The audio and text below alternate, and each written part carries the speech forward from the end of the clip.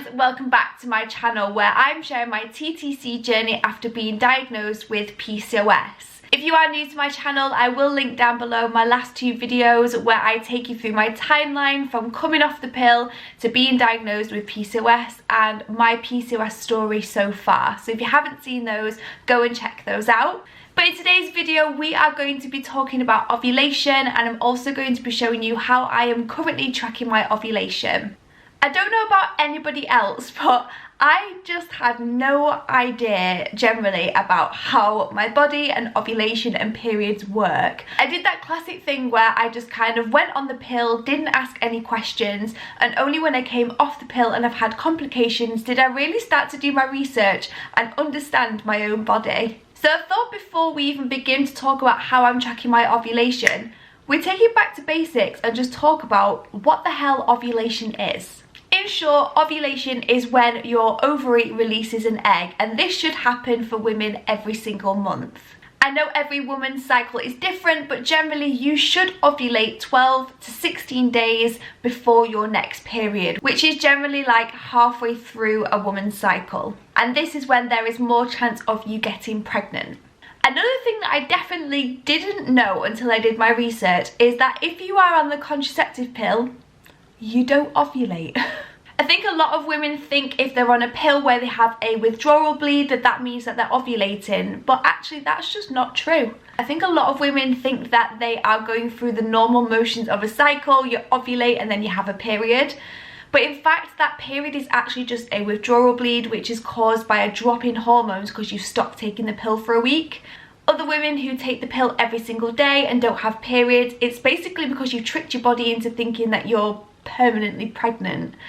So yeah, I feel like that's something that my doctor never explained to me, that if I was on the contraceptive pill it means that I wasn't ovulating, which means that before coming off the pill I hadn't ovulated for about 13 years, which saying that out loud now is just insane. So no wonder my body has been struggling. So when coming off the contraceptive pill, I definitely spent more time doing a little bit more research to understand my body, the processes that it should be going through each month. And yeah, there was definitely a lot that I didn't know about ovulation, periods, etc, etc. So I thought today I would show you exactly what I am doing to track my ovulation.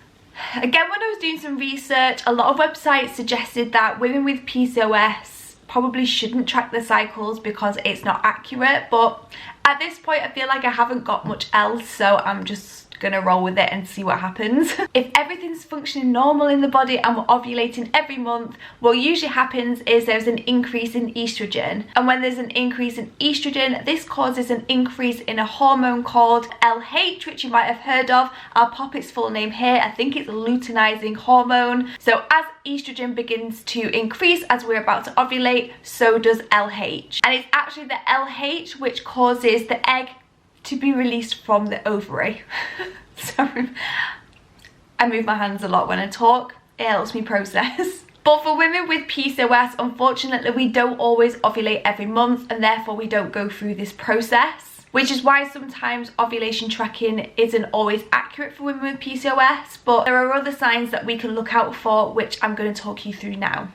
So number one, to track my ovulation, the first thing I do every single morning is take my temperature. And the reason I do this first thing in the morning is because I want to take my resting body temperature. So generally my temperature tends to sit around the same every single day until I'm approaching ovulation, and my temperature also increases as I'm about to come on my period. So for me, my temperature is a really good way for me to tell what's going on in my body. Every morning I wake up, I take my temperature, I write it down, and then I can start to see whether there's any changes in my resting body temperature throughout the month.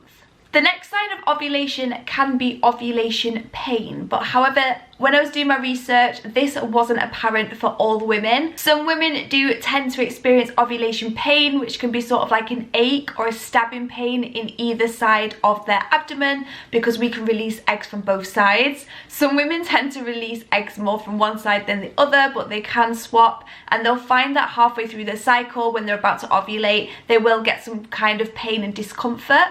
But if you're tracking generally and you find that you are halfway through your cycle, your temperature's increased and you've got a bit of pain, it can be ovulation pain. Next thing is cervical mucus.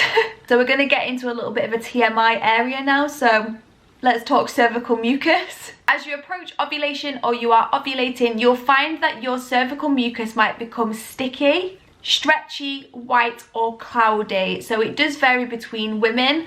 Typically what you'll see described is like an egg white consistency where it is quite tacky, and basically this is to try and help the sperm along the way to help you get pregnant. I have to say my cervical mucus is definitely not something that I tended to focus on previously, but now I definitely try and keep an eye on it and look for times when it might be that sticky egg white consistency, and then go back and I look at my temperature to see if there's been an increase, and that gives me a good indication of whether I am ovulating. And the last thing I do is I test my ovulation using ovulation sticks. Again, this is something that I've started doing every single day. As you'll see from the footage, I pee in a cup. Make sure you use a cup that is not being used by others. I dip the ovulation stick in. I usually wait about 10 seconds. And then at this point, I'll usually like jump in the shower, brush my teeth, leave it to do its thing, then have a look to see whether I'm ovulating. Basically, an ovulation stick is to detect a surge in LH. And if there is a surge in the LH, we can presume that we are about to ovulate. So when I first started tracking my ovulation, I didn't do very much research and didn't understand what the stick meant, in the sense that there are two lines, a control line which should always be dark, and then there's a second line. And as I'll show you when I show you my book where I've been tracking my ovulation, I usually do have like a really faint second line. What you want to see is two very dark lines where your second line is as dark or darker than the control line. And that is where you are at your peak when you're ovulating, and if you are trying to conceive, then you know what to do.